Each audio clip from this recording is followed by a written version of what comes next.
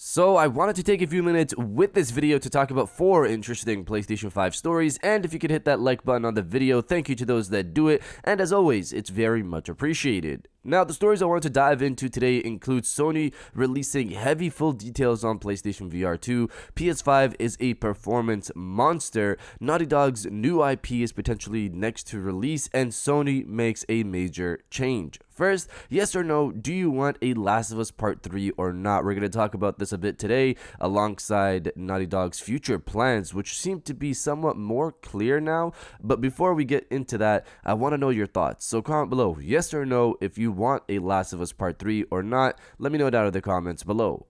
Now, diving into the first story of the video, PlayStation VR 2 full information release. So I couldn't get to this on Monday because by the time this information came out, my video on Monday was already wrapped up and ready to release, so I'm talking about it right now for a bit. So Sony released a full FAQ page detailing many questions people would have for PlayStation VR 2. It goes into detail for a lot of things, from what games are there at launch to how to use the headset if you're a person who wears glasses like myself, what PlayStation VR 1 games have PSVR 2 upgrades, etc., and so on.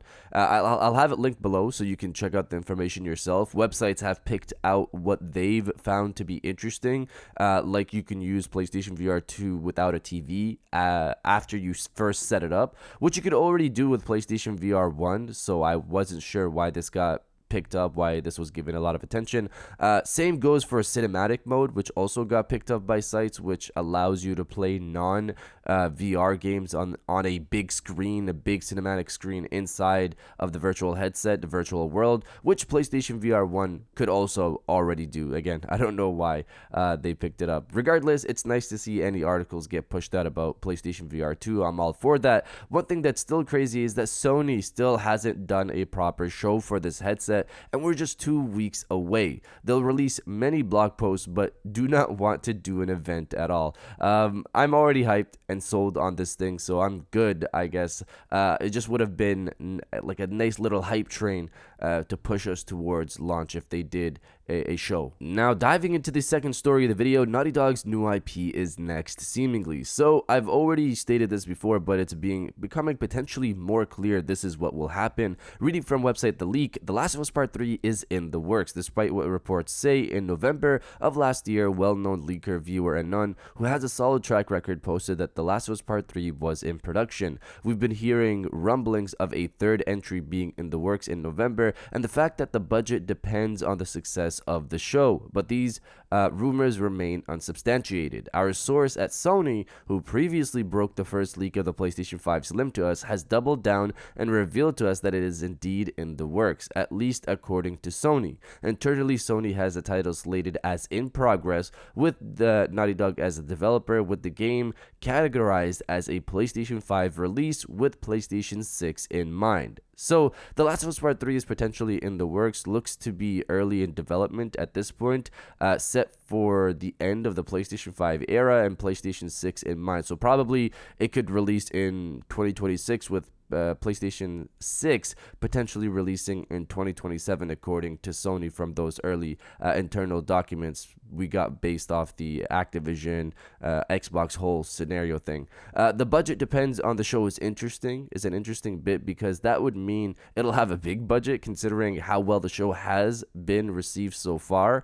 So Naughty Dog's release schedule looks like this. Factions 2 is first, and we've known that for a while. Then their new IP is what's next, and then you'll have The Last of Us Part 3. I've already laid out the schedule before, but now with more possible information on Part 3, this seems to be the plan. But you guys let me know if you're excited to see what Naughty Dog's new IP is or not. Let me know down in the comments below. Now, diving into the third story of the video, Sony makes a major change. Reading from Push Square, a barnstorming quarter which generated a record-breaking $9.6 billion in revenue for the PlayStation division alone has prompted some shakeups within Sony's upper management hierarchy. CFO Hiroki Totoki has been promoted to president active 1st of April, which marks the beginning of the next financial year. "I am obsessed with growth," Hiroki said during a financial call. "When growth stagnates, you fall into a negative spiral. we have defined our company's purpose with Yoshida's leadership. My job is to make that a concrete project. So a big shakeup happened, and a good one, I would assume, if this person is obsessed with growth. Hopefully, just throwing that in there, we can get some growth and support for Sony's classic franchises like Sly Cooper, Resistance, Killzone. Even though this has no relation to this is the only thing that came to my mind. So accept it. And now diving into the final story of the video, PlayStation 5 is a performance monster. Reading from Push Square, there's been no shortage of chatter about the price of PlayStation VR 2, but while the timing of the headset's release may be unfortunate, with the current financial crisis, there's no question you're getting a lot of bang for your buck. The next-gen device is light years ahead of its predecessor and is pound for pound the best headset on the market, and now devs are beginning to open up about just how good it is. It's the pinnacle of VR. One dev working on first-person shooter Pavlov VR explained, adding that his team has used the PlayStation VR 2 Sense controllers adaptive triggers to create unique textures for each weapon. He continued, it's probably performing 10% above PC VR because it's a console and rendering is more efficient. Asked to clarify what benchmark he was comparing it to, he pointed to Nvidia's flagship $1,200 RTX 3090 Ti. So 10%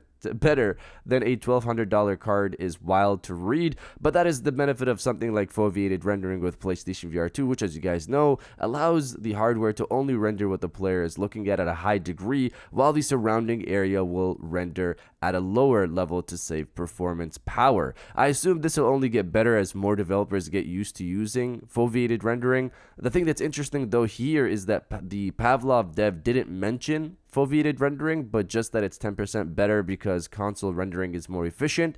That in itself is big, if that's what I'm understanding here, because that means with foveated rendering, it could potentially go even further. Pavlov is a launch day title for PlayStation VR 2, so we won't have to wait long to experience it. But you guys let me know if you're excited to see the performance benefits of PlayStation VR 2 or not. Let me know down in the comments below. And if you guys did enjoy this video, please hit that like button, as it always helps. So subscribe if you're new. I got new videos every Monday, Wednesday, and Friday. And now I'll check you guys out on the next one. And welcome back to the after show. This is the part of the video where we have a little fun down in the comments below. If you're old, welcome back. If you're new, welcome. For today's thing, what I want you guys to do is to body, obliterate, destroy, and overall harass the comment section with "We need a new event." We've been waiting, Sony. It's been so long since the last event, and we haven't gotten something for PlayStation VR 2. We haven't gotten anything for Spider-Man 2 releasing later this year. Are you guys gonna make us wait until the summer? We even need some, just, I don't know, a state of play talking about what's coming up next. It's just been too long since we got that, just an event from Sony, that it's crazy. I don't know, it's weird. I'm like rambling on right now. But that is the point. If you want a new event, or you feel that we need a new event from Sony to showcase some of their upcoming titles, especially Spider-Man 2, then destroy the comment section with "We need a new event," and I'll definitely heart those comments like I always do, because I appreciate everybody who stays to the end of my videos. And now I'll check you guys out on the next one.